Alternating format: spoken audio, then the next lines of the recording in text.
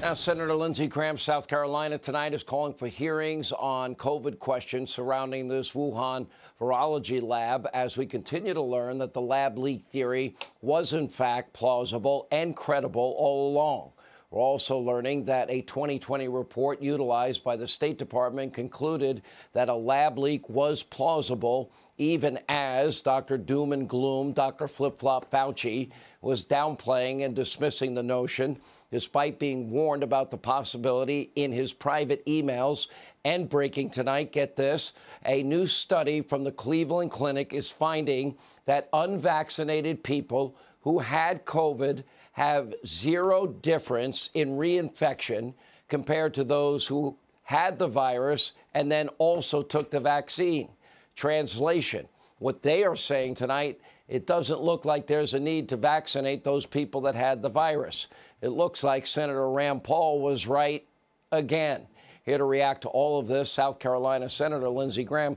Well, let's first start with this Cleveland Clinic and this new knowledge saying, and by the way, a lot of doctors that I've been interviewing on my radio show and elsewhere, they've been saying the same thing. Even if your antibody levels go down, you have T-cell immunity where your body would recognize if, in fact, COVID was reintroduced to your body. Well, why does this matter? It matters a lot because you got a limited amount of vaccine. So if, in fact, people have had COVID-19 previously, don't need the vaccine, that frees up a lot of shots for people throughout the world, right? So science matters here, but the big story, this is the Russian dossier all over again. This stinks to high heaven. This is Labgate, Chinagate, call it whatever you want to call it. Remember when Donald Trump suggested this came out of China and there was a lab leak? Remember that?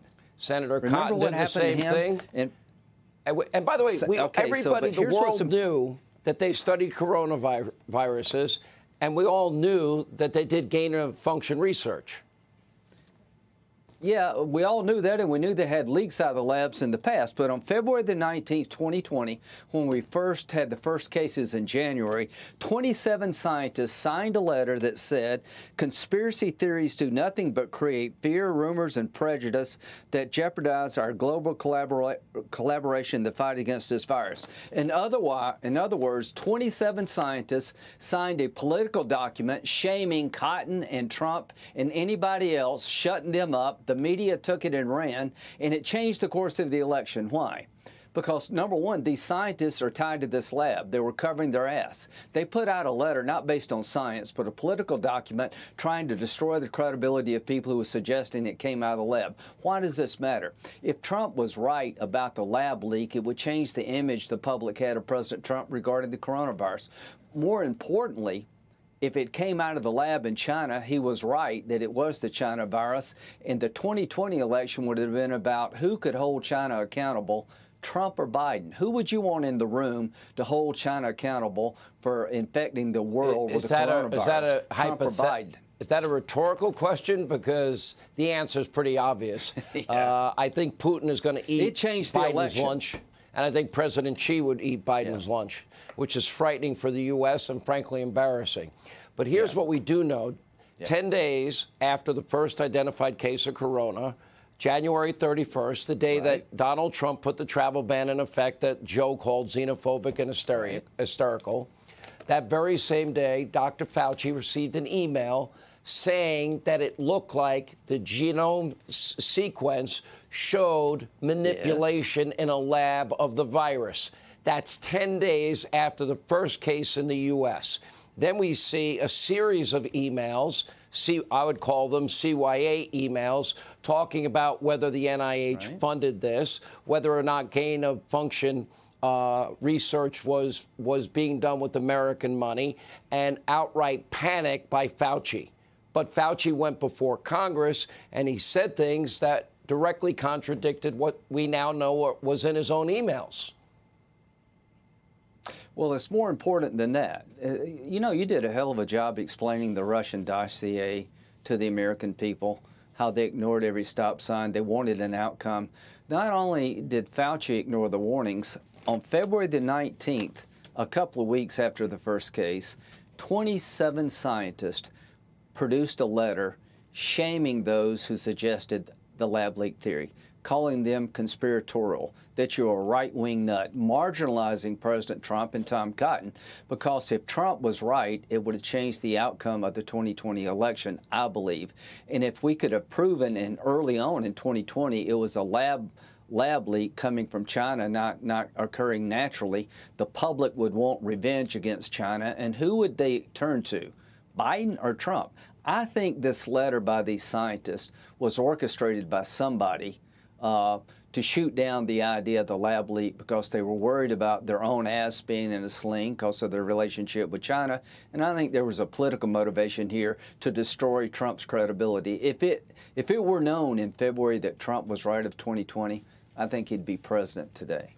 If I did such a good job with the Russia investigation, could you please explain where this guy Durham is? Has there ever been a Durham sighting in the last year?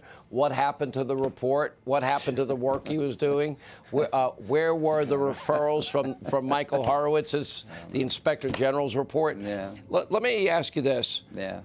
You know, I'm watching what's going on and the way that the liberal media mob and Democrats are reacting to Joe Manchin, who actually seems to have read the Constitution and understands that no voter ID, no signature verification, no checks and balances or integrity in elections is a bad idea.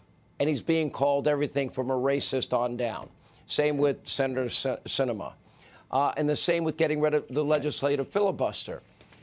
As you look at Joe Biden's agenda, it seems like it's right out of Bolshevik Bernie, right out of the radical New Green Deal socialist squad, and out of touch with the American people.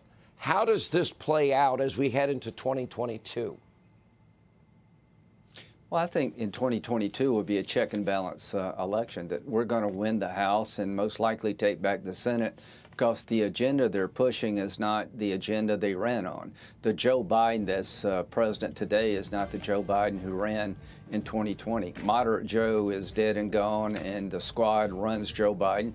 I think we win because of their overreach, but I hope you'll stay on this China deal. The scientists wrote this letter to tamp down and to undercut any idea it could have come out of this lab to protect their own butt. And it changed the course of this election. Don't let this go, Sean. Last question. Donald Trump this weekend in North Carolina.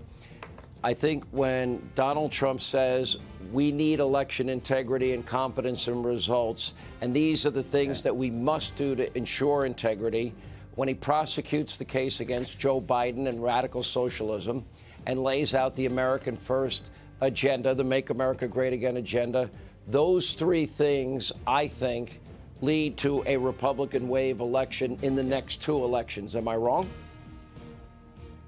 No, you're dead right. Freedom wins out if it's prosecuted right. And you know, they're doing everything they can to bring the Republican Party back. We just need to make our case.